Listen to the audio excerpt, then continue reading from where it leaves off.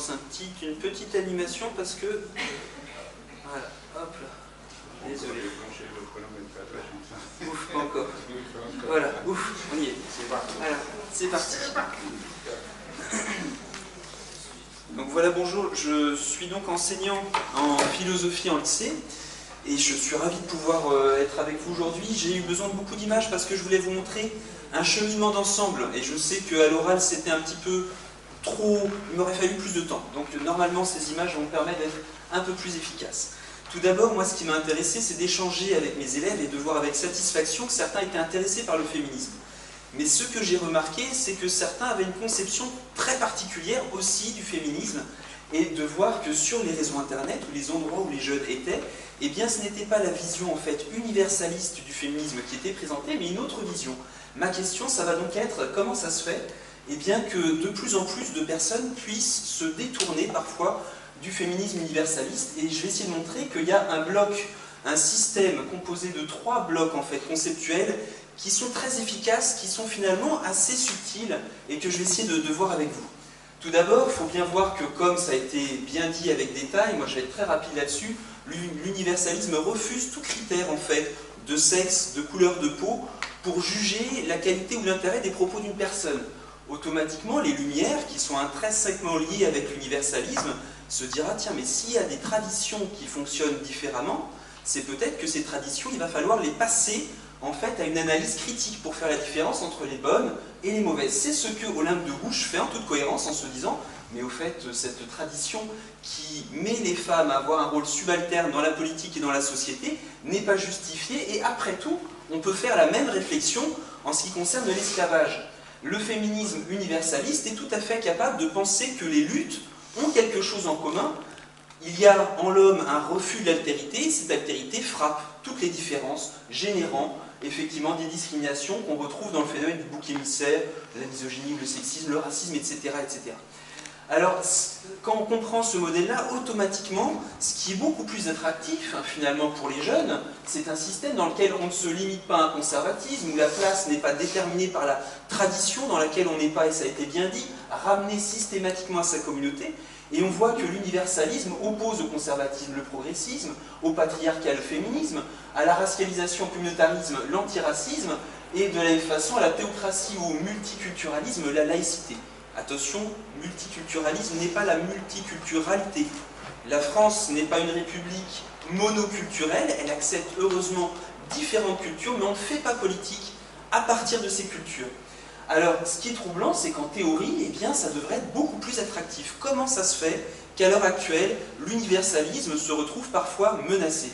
Eh bien, parce qu'il y a eu une sorte de package en 3 étages, un peu comme 3 niveaux de la fusée, qui a été mis au point, intentionnellement ou pas. Est-ce que c'est simplement une synergie des personnes qui ont pensé ça? Le fait est que de plus en plus, on retrouve cette distinction des concernés et des alliés. Alors, quand on voit un tout petit peu la vision universaliste qui est rattachée à notre Constitution, qui dit que la France est une république indivisible, eh bien, en théorie, tout le monde doit être concerné, et du moment que le propos est intéressant, peut essayer de trouver des solutions pour lutter contre les discriminations.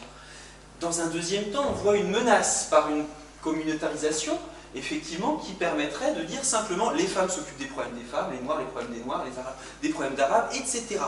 C'est plus compliqué ce qui nous intéresse ici qu'un simple communautarisme primaire. Ce qui se passe ici, c'est qu'on dit tout le monde doit participer à la lutte, mais attention, pas de la même façon. On ne mélange pas les choses. Seule une partie acquiert à la possibilité de s'exprimer, de penser, et c'est ce que je vais essayer de travailler un petit peu avec vous pour bien comprendre que, certes, dans l'universalisme, il ne s'agit pas du tout de nier les différences de fait. De fait, les hommes ont une expérience du sexisme qui n'a rien à voir avec celle que peuvent faire les femmes, en moyenne. Eh bien, ce qui se passe, c'est qu'il y a bien une possibilité de témoigner, mais le témoignage n'est pas la réflexion. En ce qui consiste de chercher des solutions, à ce moment-là, tout le monde peut avoir quelque chose à dire parce que ce qui prime n'est pas le sexe, ou si on était dans un cadre d'antiracisme, la couleur de la peau, ce qui prime, c'est la couleur des arguments. C'est la qualité, excusez-moi, des arguments. Dans le féminisme universalisme, on mélange le témoignage, la réflexion, et la seule chose qui devient finalement importante, c'est d'où tu parles. Est-ce que tu es bien une femme pour pouvoir parler des problèmes de femmes? Il y aurait donc des problèmes que de femmes. Et si vous l'avez bien compris, ici, à l'inverse, il s'agit de dire que le féminisme concerne tout le monde. C'est un projet, finalement, de société qui vise l'égalité, et les hommes doivent être concernés à la même mesure que les femmes. Alors, ça va se décliner dans les trois grandes discriminations, mais on pourra en trouver d'autres, le patriarcat, le racisme, les violences de classe, et systématiquement, on a ici, dans la différence alliée concernée, une structure finalement symétrique, mais inverse. Ici, certains sont privés de l'autorité, du coup, ce sont les autres qui ont la légitimité du discours. Le petit problème, c'est que ce modèle-là pose de vrais soucis. D'abord parce que si, bien entendu, il y a beaucoup de femmes ayant été victimes du sexisme qui ont des choses passionnantes à nous dire sur le féminisme, et elles ont été trop privées de la parole, il faut qu'elles l'aient davantage, de la même façon pour les autres discriminations, eh bien il arrive des fois qu'il y ait des concernés qui ne sont pas du tout féministes. Par exemple, cet soutien de Donald Trump a des propos qui sont du plus grossier sexisme. En parlant d'Hillary Clinton, elle disait « Une femme ne devrait pas devenir présidente. Avec les hormones qui sont les nôtres, on ne devrait pas pouvoir être en capacité de commencer une guerre. » C'est quand même un argument étonnant. Et on n'est pas du tout ici, pourtant c'est bien une concernée qui parle. Et effectivement, on a eu tout à l'heure un bel hommage à Condorcet, et bien Condorcet lui a déjà répondu presque 3 siècles à l'avance. C'est pourtant un allié, quelqu'un qui devrait se taire s'il était respectueux en théorie des concernés, heureusement qu'il ne l'a pas fait. Il serait difficile de prouver que les femmes sont incapables d'exercer des droits de cité. Pourquoi des êtres exposés à des grossesses et à des indispositions passagères ne pourraient-ils exercer des droits dont on n'a jamais imaginé de priver les gens qui ont la goutte tous les hivers et qui s'enrhument aisément? Pourquoi est-ce que des personnes qui ont des rhumatismes seraient plus finalement en capacité de commencer une guerre ou pas? Et de la même façon, on voit que les victimes ne sont pas toujours aussi à trouver les bonnes solutions. Certaines ont fait un très beau chemin, d'autres sont entraînées dans le cercle vicieux de la vengeance. Cette femme, qui a peut-être vu des proches se faire massacrer par des milices dites Balaka en Centrafrique, eh bien la solution qu'elle a trouvée, c'est de s'engager dans des milices anti-Balaka, et la solution dans ce cas-là, finalement, antiraciste, en théorie, eh bien, de la concerner, c'est au contraire de basculer dans un racisme inversé et de faire une violence, et les milices anti-Balaka en Centrafrique feront beaucoup de dégâts, effectivement. Donc il y a des concernés, bien entendu, qu'il faut écouter, mais est-ce que le simple statut d'être concerné suffit à garantir la solution proposée? Non. Et de la même façon, si on n'écoutait pas certaines personnes en ce qui concerne de la lutte sociale au prétexte qu'ils auraient été trop bourgeois, eh bien dans ce cas-là, la lutte sociale doit se faire en simplement faisant l'impasse de Marx, qui venait d'un milieu finalement bourgeois. Donc cette distinction pose de vrais soucis. La vision universaliste, eh bien, dans le féminisme, au lieu de dire « Oh, les anti-universalistes veulent priver aux hommes de la parole », eh bien, il ne s'agit pas du tout d'être un modèle finalement réactif à l'anti-universalisme. C'est un modèle qui propose et qui dit « Nous luttons contre toutes les discriminations ». Et on remarque que ce sont avant tout les femmes qui subissent cette discrimination. Le féminisme universaliste, son combat a toujours été de redonner la parole aux femmes pour qu'elles ne subissent pas des discriminations et que ce soit la qualité de leur discours qui prime et pas simplement ce à quoi elles sont assignées par leur sexe. Alors, ce qu'on va voir, c'est que peu à peu, il y a une entreprise de monopolisation du discours. Contrairement à l'universalisme où tout le monde peut avoir la parole en fonction de la qualité, on a maintenant plus qu'une petite partie. On va voir que ça va augmenter au fur et à mesure de la présentation. Deuxième gros bloc, en fait, conceptuel, c'est cette fameuse convergence intersectionnelle des luttes. Alors, la question, c'est qu'effectivement, on peut penser, et je pense que c'est assez légitime de dire que des personnes subissent un entrecroisement de discrimination, et c'est difficile pour elles de savoir, mais finalement, ce qu'on me reproche, ça vient d'où? Une femme conduisant, finalement, de couleur, conduisant un véhicule plutôt en mauvais état, etc., se fait insulter, elle ne sait pas si elle se fait insulter parce que sa voiture est petite et que la personne a un gros 4x4, parce que c'est un sexiste qui a des problèmes avec les femmes, ou c'est un raciste parce qu'elle est de couleur. Effectivement, on peut penser qu'il naît en fait d'un entrecroisement des discriminations, une dynamique sociale nouvelle qui fait une violence supplémentaire à une simple addition des discriminations. Je pense que ce côté-là est tout à fait légitime. Le problème, c'est qu'en fait, on va faire glisser ce discours de l'intersection vers quelque chose qui n'a rien à voir. Eh bien, on va voir ce qui n'a rien à voir, et ce qui doit être, là par contre, critiqué, c'est l'intersection des luttes. Est-ce que le fait que des personnes subissent une forme d'intersection des discriminations implique que les combats doivent se limiter à ce qu'ils ont en commun? Je ne pense pas, et on va voir qu'effectivement l'intersection des personnes n'est pas l'intersection des luttes. Ce qu'on veut vous vendre, on vous parle de ça, mais on vous vend ça. Alors, ce qu'il faut voir, c'est que le modèle universaliste dit, mais tout le monde peut effectivement penser, réfléchir les différents combats, il n'y a pas de souci. Le modèle allié concerné, lui, limite les alliés à soutenir les concernés, seuls les concernés peuvent se préoccuper. Donc vous avez une partie, ce coup-ci, qui sont légitimes à viser les combats qui les frappent. Le modèle intersectionnel est plus compliqué. Le modèle intersectionnel converge tout sur le centre, justement, de l'intersection des personnes ou des discriminations vers l'intersection des luttes, et c'est ce que je vais essayer d'expliquer maintenant. De façon simple, géométrique, l'intersection, en fait, c'est plus petit que l'addition des surfaces. Ben, c'est ce qu'on va retrouver. Déjà, on peut se demander si les luttes doivent converger à 100%, il faudrait critiquer ça, mais on voit ici qu'il y a une addition, l'intersection, ben, c'est plus étroit. Ici, on va donc limiter la lutte à la partie commune. Si on essaye de voir concrètement les questions que ça va poser, si une femme s'intéresse à un combat féministe, on va lui dire, mais pourquoi tu as choisi un combat féministe qui n'est pas dans l'intersection avec l'antiracisme? Pourquoi est-ce que tu mets de côté l'antiracisme? Peut-être parce que tu es toi-même raciste. On est donc en train de pousser vers une convergence uniquement à la partie de l'entrecroisement des discriminations. J'ai assisté dans la ville de Nantes il y a 3 ans à un colloque qui, franchement, quand j'ai vu l'affiche, m'a beaucoup plu. Racisme et sexisme, même combat, même racine, ça m'intéressait beaucoup. Et là, j'ai entendu des choses que j'ai trouvées très étonnantes. 2 universitaires expliquaient un parterre de 300 professeurs, éducateurs, et bien que c'était très simple. La convergence des luttes faisait que, s'adressant à une personne d'oser le féminisme, dans la salle, à la fin dans les questions, il fallait qu'oser le féminisme sélectionne ses combats pour être dans des combats intersectionnels. Parler du harcèlement de rue, pour elle, ce n'était pas intersectionnel, voire même raciste, parce que ce sont, d'après elle, les personnes de couleur qui agressent. Donc il faut le taire. C'est finalement très raciste, déjà, quand on voit. Mais également, il y a cette idée qu'il fallait se concentrer sur le harcèlement au travail, parce que là, c'était le patron et donc le blanc. Le mâle blanc riche, ça y est, c'était le bon combat intersectionnel. Eh bien, je pense que l'intersection pose problème parce qu'elle limite les combats et que les 2 cadres de harcèlement doivent être combattus. Pourquoi? Au nom de l'intérêt de l'un, séparer et éliminer l'autre. C'est tout le problème qu'on va voir. De la même façon, les féministes universalistes, une femme qui se dit « mais qu'importe si moi je n'ai pas été menacée par le niqab, si je n'ai pas été menacée par l'excision, je me sens touchée par ce que peuvent vivre toutes les femmes. » Et là, on va leur dire « mais tu as regardé ta couleur de peau, mais tu es blanche. Tu es donc en train de parler de quelque chose qui n'est pas, donc pour lequel tu n'es pas concerné. Tu voles la parole des concernés et on va l'intimer de se taire. » Et finalement, quel est le bon combat d'après cette vision-là? D'abord, le bon combat, ça va être de séparer les femmes en catégories. Il y aura des blanches alliées, celles qui se taisent et qui soutiennent les combats. Il y aura les blanches qui s'intéressent à des problèmes qui ne sont pas intersectionnels, sous-entendu racistes. Dans parenthèse, ce qui est visé par cette appellation féministe blanche, c'est ni plus ni moins que la visée universaliste. Rappeler blanche pour la discréditer.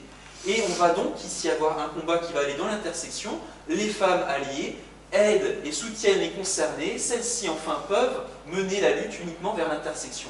Alors, il y a une association nantaise que je n'ai pas eu le plaisir de rencontrer, mais avec lesquelles je suis en profond désaccord, en tout cas sur leur site internet.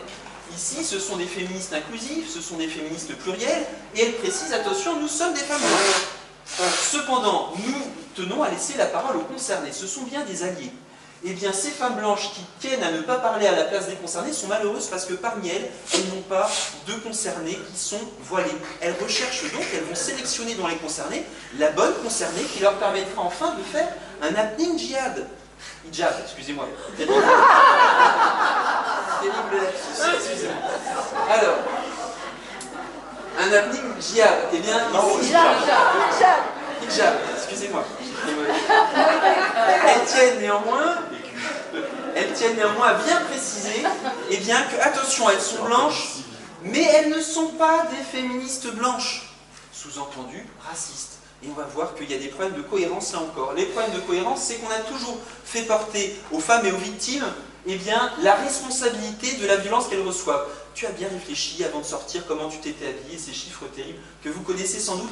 27% des Français qui pensent que la responsabilité d'un violeur donc, eh bien, est atténuée parce que c'est d'abord la femme qui est responsable d'attiser ses passions. Eh bien, on fait finalement un peu la même chose dans l'intersectionnalité. Ici, c'est après la question. Tu es victime, ça dépend. Si l'agresseur est blanc, tu peux porter plainte. Si par contre il est de couleur, tu dois réfléchir parce qu'en portant plainte, tu vas faire plaisir aux racistes qui veulent faire penser, effectivement il y a bien des racistes, qui veulent faire penser que tous les agresseurs sont de couleur. C'est donc maintenant la victime qui est responsable de se taire sous peine d'être traitée de raciste. Et ce qui est intéressant, c'est qu'on retrouve ça à nouveau dans ce grand colloque, il y a 3 ans, dans lequel les universitaires expliquaient, comme le disait d'ailleurs Ouria Boutelja, du pire, qu'on peut tout à fait comprendre qu'une concernée se taise lorsqu'elle se fait agresser. Voilà le combat féministe qui est proposé, se taire pour ne pas nuire à sa communauté. Et on voit ici une dissymétrie fondamentale. D'un côté, si c'est une femme qui subit une violence et que l'agresseur est de couleur, il faut se taire parce que ça peut gêner la lutte finalement antiraciste. À l'inverse, ici, si c'est une femme qui est à l'origine de la violence raciste, en toute cohérence, on devrait dire intersection des luttes, il faut que l'antiracisme se taise, parce que si on critique cette femme, eh bien on va encourager le sexisme. Heureusement, on ne le fait pas. Lorsque une candidate du Front National à l'époque fait un racisme insupportable dans lequel elle compare Christiane Taubira à un singe, Théodore Adorno disait que quand on commence déjà à ramener l'autre à être un animal, c'est le début des pogroms. On peut effectivement massacrer des personnes qui ne sont plus dans l'humanité. Eh bien, il y a une vraie violence. Mais heureusement, on n'est pas en train de dire « tais-toi, c'est une femme, tu vas encourager les sexistes, les misogynes ». Heureusement qu'on ne le fait pas là. Pourquoi est-ce qu'on ne le fait pas là? C'est la question.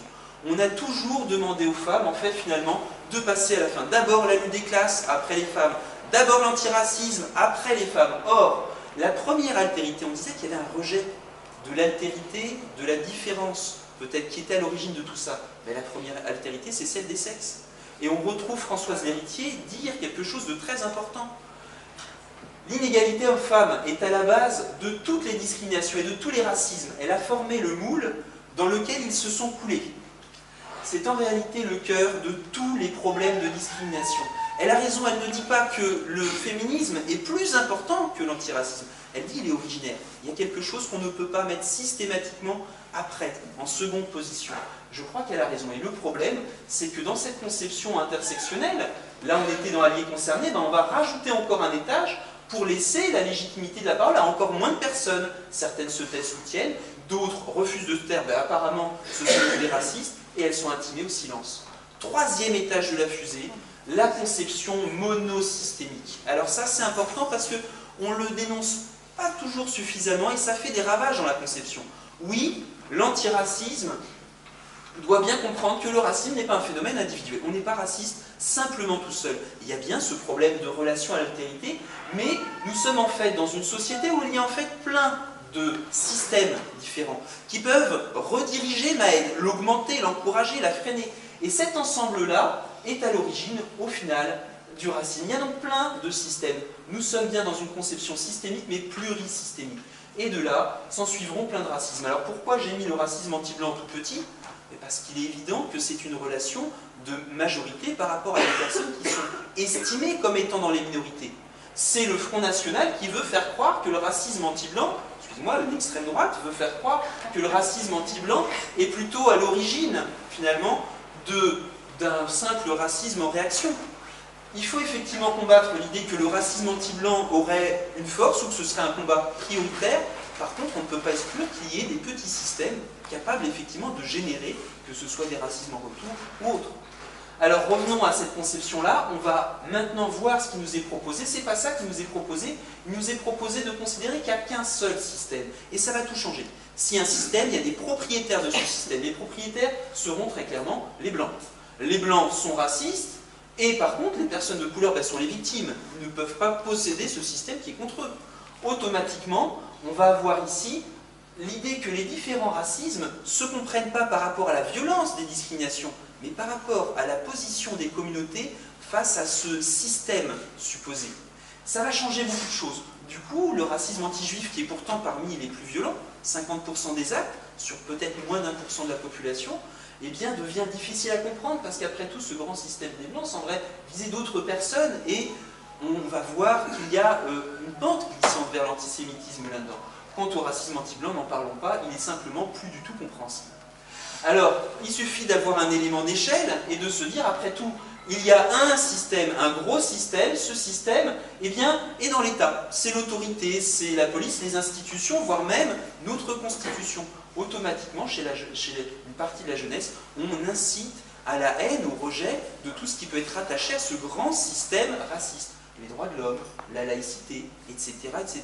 Donc des personnes qui mélangent absolument tout. Ce qui était le meilleur outil pour lutter contre le racisme devient finalement montré du doigt. Il suffit de monter encore un tout petit élément d'échelle et on est dans cette idée du grand complot mondial, etc., etc., qui fait tellement fureur sur les réseaux sociaux. Le système, après tout, l'État français n'est qu'un rouage de ce grand système. Et alors là, ben, on est tout près de certains gestes qui incitent la jeunesse à être rebelle contre... Tu n'aimes pas le système? Ah ben non, fais la quenelle avec moi, sauf que cette quenelle, ben, elle est faite par des grands amis de Dieudonné, l'inventeur de la quenelle, dans des endroits comme un mémorial de la Shoah. L'idée qui est derrière tout ça, c'est que ce grand système est contrôlé par les Juifs, et on retrouve ce qui a toujours fait le terreau de l'extrême droite, en France ou ailleurs. Alors il faut voir maintenant que si on revient à cette conception monosystémique classique, la conception finalement peut être aussi monosystémique et classique, cette fois-ci, de l'extrême droite nationaliste. Dans ce cas-là, le système est possédé après tout par des personnes de couleur qui ont un grand complot, de grands remplacements, etc. Bref, il y aurait plusieurs formes. Revenons à cette idée du système blanc dirigé, et maintenant voyons voir un petit peu comment il s'additionne avec la visée intersectionnelle, ce qui m'intéresse ici. Eh bien, dans cette addition, on va avoir ici, non pas des personnes blanches, mais des mâles blancs qui visent, ben, logiquement, regardez, l'opposé. L'opposé, c'est quoi? Des femmes de couleur qui sont dans l'intersection.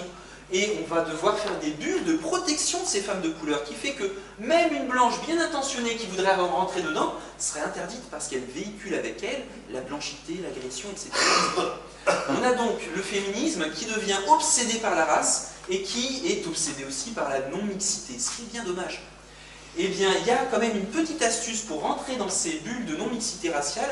Il faut avoir un signe qui permette d'indiquer que vous soyez foncièrement du côté des dominés, foncièrement contre le système. Alors qu'il y en a plein. Ce signe, c'est peut-être un voile. Et à ce moment-là, effectivement, une personne blanche, si tu veux avoir la parole, c'est très simple. Tu sais ce qu'il te reste à faire. Alors, on voit ici que lorsqu'on a, comme en Amérique, une personne comme Trump, qui est à la fois sexiste et à la fois raciste contre les musulmans, qui va-t-on choisir pour représenter l'opposition, le contraire finalement à tout ça? On va choisir, lors de la Women's March, des personnes qui seront des femmes représentantes des dominés. On va choisir Linda Sarsour, par exemple, alors qu'il y a aussi beaucoup de musulmanes qui ne sont pas voilées. Linda Sarsour qui défend la charia, qui se dit antisioniste, et qui au final a des propos assez troublants. Quand on regarde ses tweets, elle dit « Derrière les attentats à la bombe, en fait, c'était la CIA. » Non, l'intégrisme religieux et le fanatisme n'existent pas. C'est le grand système blanc qui fait ça pour attiser à la haine contre la vision politique de l'islam. C'est donc loin d'être neutre les personnes qui sont représentantes de cette intersection. Et ce qui est intéressant, c'est de voir qu'il y a bien sûr d'autres, il y a plein de personnes qui sont aussi des femmes et qui peuvent être victimes de racisme. Regardez les propos de Linda Sarsour sur Ayaan Hirsi Ali, qui a été excisée, qui est très critique envers les intégristes de l'islam, qui a une fatwa, et donc menacée de mort. Et que dit Linda Sarsour? Elle dit qu'il faudrait lui arracher le vagin. Vous avez une personne qui représente le féminisme intersectionnel et qui parle d'arracher le vagin à une femme. Le travail de l'excision n'était pas suffisante, mais vu qu'elle est concurrente, eh bien je vais dire que ce n'est pas une femme. Je t'arrache le vagin, c'est moi qui suis dans l'intersection. Si on continue un tout petit peu pour voir, mais dans cette intersection, il devrait y avoir un pluralisme. Il n'y en a pas parce qu'en fait, ce qu'on fait, eh bien c'est qu'on va purifier l'intersection. Toute personne qui n'est pas d'accord avec une idéologie sera traitée de blanche bounty, noire dehors, blanche dedans, arabe de service, etc. Sophia Aram a été blanchie, elle, on ne lui arrache pas le vagin, on lui arrache la couleur de peau. Voilà. Eh bien, cette idée, c'est simplement pour avoir une monopolisation de la parole. On a vu Alliés concernés, qui était une partie. On voit maintenant intersectionnel, qui est une autre partie.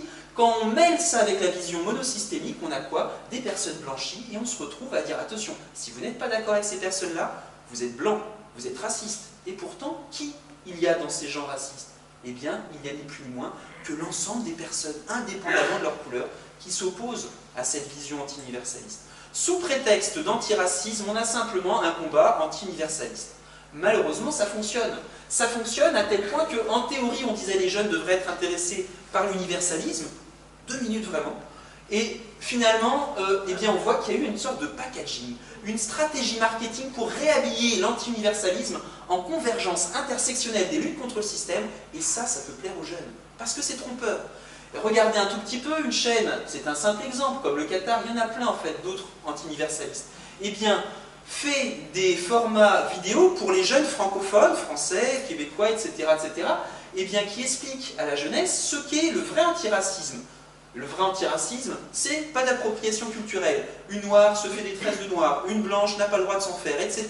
On met dans la communauté. Le vrai féminisme, le Qatar explique à nos jeunes ce qu'est le vrai féminisme. Sûrement pas le féminisme blanc, et vous reconnaissez des grandes figures du féminisme universaliste. Qu'est-ce que c'est effectivement qu'être un bon homosexuel? Un bon homosexuel, c'est de rentrer dans une lutte contre Israël, etc. C'est-à-dire qu'il y a quelque chose qui est idéologiquement marqué. Ce qui est surprenant, c'est que ça vient d'un pays qui condamne à mort les homosexuels musulmans, le Qatar. Ça vient d'un pays qui emprisonne les femmes violées parce qu'elles ont eu une relation adultère, que c'était voulu ou pas, et d'un pays finalement dont les associations s'inquiètent pour les travailleurs étrangers. Il y a donc ici quelque chose qui est une entreprise de séduction. Et il y a un piège. Le piège, c'est de tomber dans l'idée qu'il y a effectivement un pack de lutte. Et de se dire, oulala, maintenant ce que j'ai, c'est un vegan en face de moi, il est forcément intersectionnel, il est forcément anti-républicain. Oh, j'ai une personne qui s'intéresse à la lutte contre la corruption. Ah ben ça, on voit bien, tous ceux qui luttent sont dans cette vision intersectionnelle, etc. Et de tomber dans ce qui est attendu, c'est-à-dire de peu à peu, non seulement critiquer tout ce qui peut attirer les jeunes, mais en plus d'abandonner ce qui était les bastions de l'universalisme. Bien sûr, il s'agit de ne pas le faire, la solution c'est quoi ? Bien savoir ce qu'on a en face de nous, bien analyser les mécanismes et faire exploser cet emballage trompeur pour faire voir simplement aux jeunes ce qu'ils ont en face d'eux. Et effectivement, quand on voit que derrière il n'y a qu'un conservatisme, un patriarcat, on peut à ce moment-là voir les choses en toute honnêteté. Voilà, je vous remercie.